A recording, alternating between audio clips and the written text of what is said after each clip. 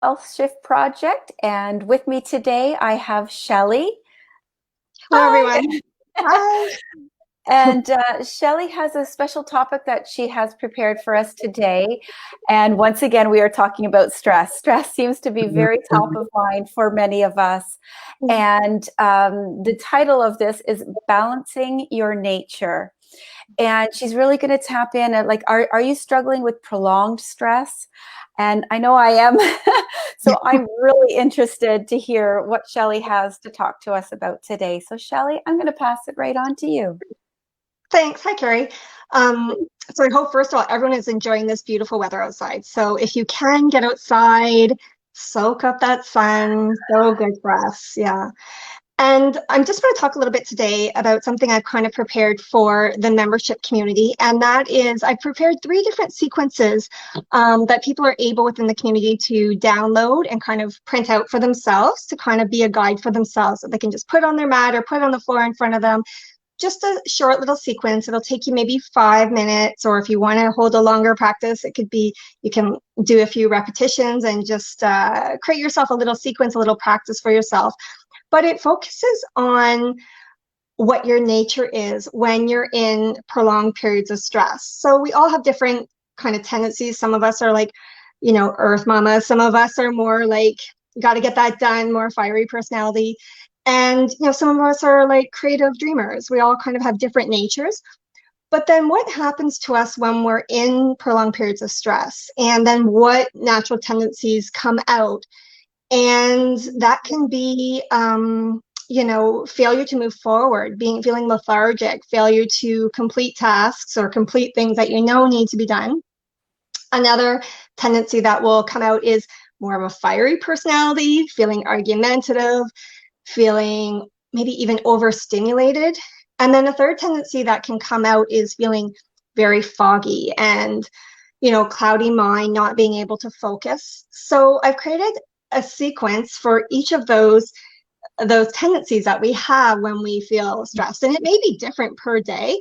I have a tendency when I'm in a phase, like I'm in that phase. So it might be a phase where I'm feeling fiery or overstimulated, or that's, arguing with my husband a little bit more than I normally do, or I'll be like where I can't finish a project. And sometimes that's because I don't have the motivation. And sometimes it's I'm normally like kind of a creative person with my other career, and sometimes I just can't be creative. I'm just like, what am I going to do from here? I just don't have any creative flow. So these sequences are kind of for each of those. So when you break it down, so when we're in a place where we're feeling really lethargic and just don't want to move forward, we just want to sit on the couch, what you need to bring in is a little bit of warmth and fire into your body. So what that could look like in terms of movement is, it doesn't have to be yoga, but anything that kind of brings fluid movement into your body and creates a little bit of warmth at your core. So I immediately think of sun salutation. So I've done a little sequence in there of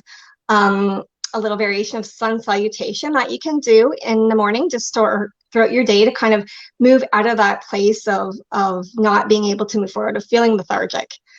And then kind of the other place we sometimes go, that fiery place where we might be argumentative or just overstimulated. You want to let your body cool down, and thinking about letting your thoughts kind of cool down. So that can look like finding movement that's slower, or in yoga, holding poses longer. So thinking of maybe a yin practice, if anyone's familiar with yoga, like longer held poses, and thinking about forward folds as opposed to doing back arches. So there's a little sequence in there. So back arches are opening up here. It's more like Yeah. those forward folds, or and holding poses longer, not thinking you have to flow through and really heat up through a practice, thinking instead about just like cooling down. So there's a sequence in there I've created for that, for when you're in that place. And then kind of the last place I normally go, and is a tendency for most people, can be to feel unfocused and uncentered. And when you have carrying all that stress in, it's like, how do I just do what I have to do right in front of me right now? Or how can I find that place to feel a little bit more focused, to be creative? And so when we're in that place, when we're in that foggy head, we want to think about slowing down, so grounding a little bit, but more standing poses where we're requiring balance, where we're requiring focus. So that can look like warrior two, that can look like goddess pose, or tree pose is a really good one. So something that requires us to focus, to center, and find a little bit of balance. And from that, that takes us into a more centered and grounding place. So not sitting on the ground necessarily, when you think about grounding and calming down, but finding a little bit more energy in the body by standing, and then using all of those skills that we need to kind of balance. And that will kind of take us into a more focused place. So, from movement, when we get into those places where we're not feeling good, start with movement. Start by getting out of that cycle in your head. Amanda often talks about getting out of your head and into your body. And it is finding movement. It doesn't necessarily have to be yoga, but those same principles I'm talking about. Find that counterbalance to balance yourself out a little bit when you're in that place. And again, I have created little sequences. There's just a quick little thing you can do for yourself any time of the day, print it out and use that. Yeah. So yeah, do you have any questions, Carrie? I love that. And I can feel that's very applicable because, like, even for myself, I'll kind of fluctuate even within my day as to where most of the time I would be more that fiery. I was just kind of writing down those three categories, and the majority of the time I go into that fiery. But what I'm noticing lately, I've spent so much time in the fiery that I've just, like, as of yesterday, went into that, like, almost shut down mode, because it's just like kept going at that pace for too long, and then you just hit that wall where you start to shut down. So that's where it's like, no, I'm noticing that I'm needing maybe something else there. That's great. And I love the idea too, like that grounding one really resonated for me, and thinking, taking advantage of this beautiful weather and doing it outside. Yeah. Barefoot and like on the ground. I know. And on the ground, yeah, with bare feet, that would be awesome.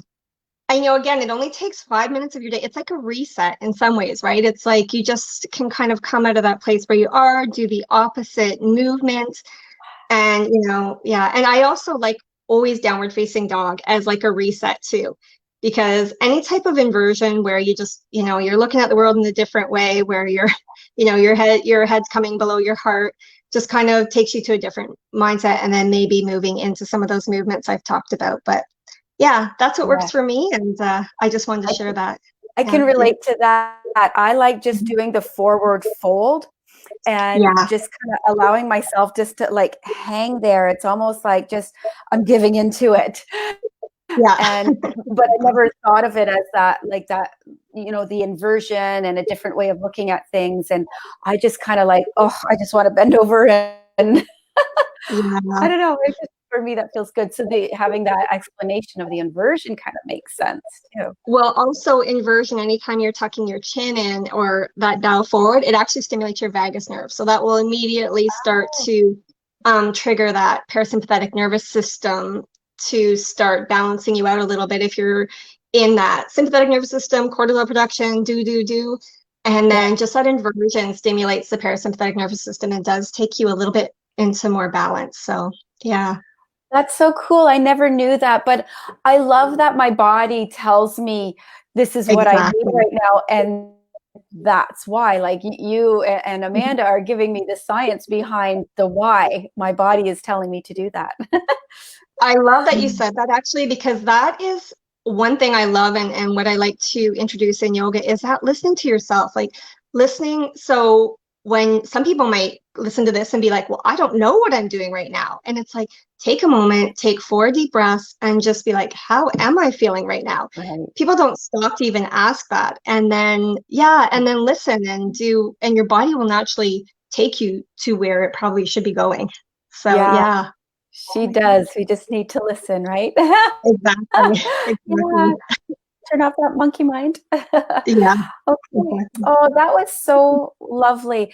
And for those of you out there, if you're not a part of our community and you want to tap into, get access to what Shelley was talking about here, check it out at thehealthshiftproject.com.